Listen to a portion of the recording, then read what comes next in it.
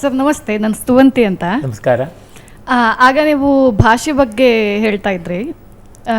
ನಾನು ಸಂಸ್ಕೃತ ವಿದ್ಯಾರ್ಥಿ, ಸಂಸ್ಕೃತ ಸ್ವಲ್ಪ ಅಧ್ಯಯನ ಮಾಡಿದ್ದೀನಿ.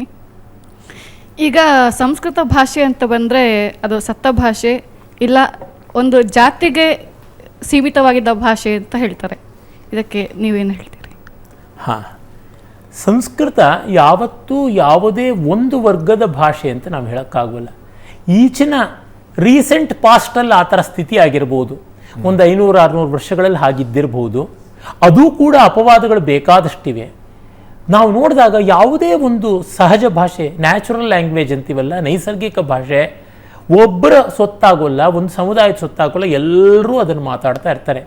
ಉದಾಹರಣೆಗೆ ಸಂಸ್ಕೃತದಲ್ಲಿ ಸಾಕಷ್ಟು ಬೈಗಳಿವೆ. ವೇದ ಓದೋರು, ಶಾಸ್ತ್ರ ಓದೋರು ಬೈಗಳನ್ನ ಯಾಕೆ ಬಳಸ್ತಾರೆ?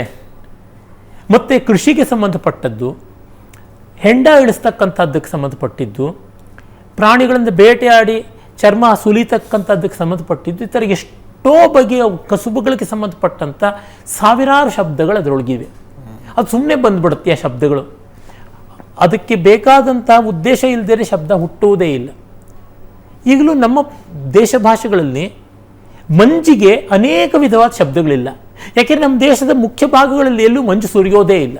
ಹಿಮ ಹಾಂ, ಅದೇ ಎಸ್ಕಿಮೋ ಭಾಷೆಯಲ್ಲಿ ತುಂಬ ಮಂಜಿಗೆ ಶಬ್ದ ಇದೆ, ಲ್ಯಾಬ್ ಭಾಷೆಯಲ್ಲಿ ತುಂಬ ಶಬ್ದ ಇದೆ ಅಂತಂತಾರೆ. ಹೀಗೆ ನೋಡಿದಾಗ ಅವಶ್ಯಕತೆಗೆ ತಕ್ಕಂತೆ ಶಬ್ದಗಳು ಹುಟ್ಟಿಕೊಳ್ಳುತ್ತವೆ ಭಾಷೆಯಲ್ಲಿ ಅಂತಂದರೆ ಇಷ್ಟೆಲ್ಲ ಪದಗಳು ಹುಟ್ಟಿರೋದು ಅದರಿಂದ ಅಂತ ಗೊತ್ತಾಗುತ್ತದೆ.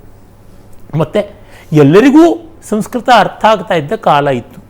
ಮತ್ತು ಈ ಹೊತ್ತಿನ ಹೆಚ್ಚು ಭಾರತೀಯ ಭಾಷೆಗಳೆಲ್ಲ ಸಂಸ್ಕೃತದಿಂದಲೇ ಹುಟ್ಟಿರುವುದು ಗೊತ್ತಾಗುತ್ತೆ. ಸಂಸ್ಕೃತದಿಂದ ಪ್ರಾಕೃತಗಳು, ಪ್ರಾಕೃತದಿಂದ ಅಪಭ್ರಂಶ, ಅಪಭ್ರಂಶದಿಂದ ದೇಶ ಭಾಷೆಗಳು ಅಂತ. ಇವತ್ತು ಪಂಪನ ಕನ್ನಡವನ್ನು ಕನ್ನಡ ಅಂತಂದರೆ, ಈಗ ನಾನು ಮಾತಾಡ್ತಾ ಇರುವ ಇನ್ನು ಸಿನಿಮಾಗಳಲ್ಲಿ ಮಾತಾಡ್ತಾ ಇರ್ತಕ್ಕಂಥ ಟಪೋರಿ ಭಾಷೆಯನ್ನು ಕನ್ನಡ ಅಂತಂದರೆ, ಹಿಂದಿನೂ ಸಂಸ್ಕೃತವೇ, ಸಂಸ್ಕೃತವೂ ಸಂಸ್ಕೃತವೇ ಅಂತೀನಿ.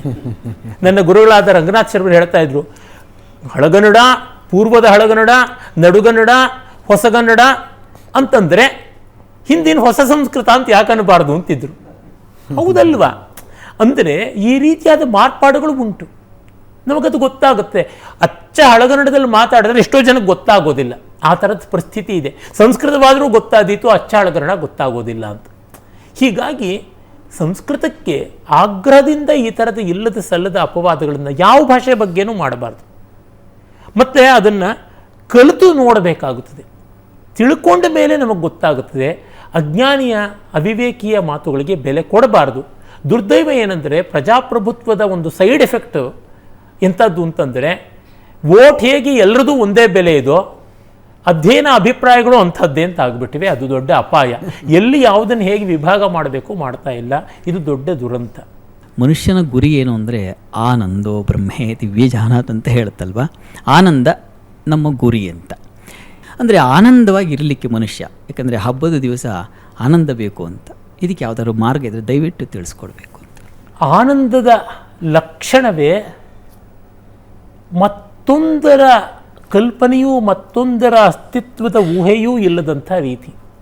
ದುಷ್ಟ ಅಂತಂದರೆ ಬೇಡದೇ ಇರತಕ್ಕಂಥ ಇನ್ನೊಂದು ಮತ, ಬೇಡದೇ ಇರತಕ್ಕಂಥ ಇನ್ನೊಬ್ಬ ಪ್ರತಿಸ್ಪರ್ಧಿ, ಬೇಡದೇ ಇರತಕ್ಕಂಥ ಊಟ ತಿಂಡಿ ಅಥವಾ ಸಾವು, ಈ ರೀತಿಯಾದದ್ದು ಯಾವುದೋ ಬರುತ್ತದೆ.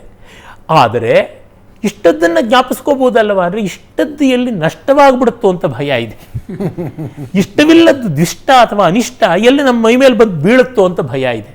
ಹೀಗಾಗಿ ಇಷ್ಟ ನಾಶದ ಭಯ, ಅನಿಷ್ಟ ಪ್ರಾಪ್ತಿಯ ಭಯ, ಇದೆರಡೂ ಅನ್ಯ ವಸ್ತು ಅನ್ನುವ ಆಲೋಚನೆಯಿಂದ ಬರ್ತದೆ. ಅದನ್ನೊಂದು ಕ್ಷಣಕಾಲವಾದರೂ ಬಿಟ್ಟಿರುವುದು ಆನಂದ. ನಿಜವಾದ ಧ್ಯಾನದ ಉದ್ದೇಶವೂ ಇದೆ. ತಾವು ಮೊದಲೇ ಹೇಳಿದ್ರಲ್ಲ, ಐ ಆಮ್ ಸ್ಪಿರಿಚುವಲ್ ಅನ್ನೋರು ಈ ಸ್ಥಿತಿಯಲ್ಲಿ ಇದ್ದರೆ ಅವ್ರು ಸ್ಪಿರಿಚುವಲ್, ಇಲ್ಲದೇ ಇದ್ದರೆ ಇಲ್ಲ. ತುಂಬ ಜನ 99.999 ಇಲ್ಲ, ಬೂಟಾಟಿಕೆಗೆ ಅದನ್ನು ಹೇಳ್ತಾರೆ. ಹಾಗಾಗಿದೆ. ತುಂಬ ಧನ್ಯವಾದ ಶತಾವಧಾನಿಗಳೇ. ಇಷ್ಟೊತ್ತು ನನ್ನ ಪ್ರಶ್ನೆಗಳಿಗೆ ಮತ್ತು ಆಹ್ವಾನಿತರೆಲ್ಲರ ಪ್ರಶ್ನೆಗಳಿಗೆ ಉತ್ತರ ಕೊಟ್ಟಿದ್ದಕ್ಕೆ. ಒಂದು ವಿಶೇಷದಲ್ಲೇ ವಿಶೇಷವಾದ ನ್ಯೂಸ್ ಅವರ್ ಸ್ಪೆಷಲ್ ಇದು. ತುಂಬ ತುಂಬ ಸಂತೃಪ್ತಿಯ ಭಾವ ಇದೆ. ಇದರೊಂದಿಗೆ ಇವತ್ತಿನ ನ್ಯೂಸ್ ಅವರ್ ಸ್ಪೆಷಲ್ನ ಮುಗಿಸ್ತಾ ಇದ್ದೀನಿ. ಮುಂದಿನ ವಾರ ಮತ್ತೊಬ್ಬ ಅತಿಥಿಯೊಂದಿಗೆ ಮತ್ತೆ ಬರ್ತೀನಿ. ನೇರ, ದಿಟ್ಟ, ನಿರಂತರ ಸುದ್ದಿಗಾಗಿ ನೋಡ್ತಾ ಇರಿ ಏಷ್ಯಾನೆಟ್ ಸುವರ್ಣ ನ್ಯೂಸ್.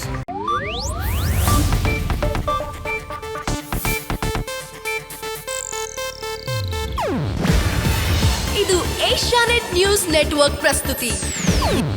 ನೀವು ನೋಡ್ತಿದ್ದೀರಾ ಏಷ್ಯಾನೆಟ್ ಸುವರ್ಣ ನ್ಯೂಸ್.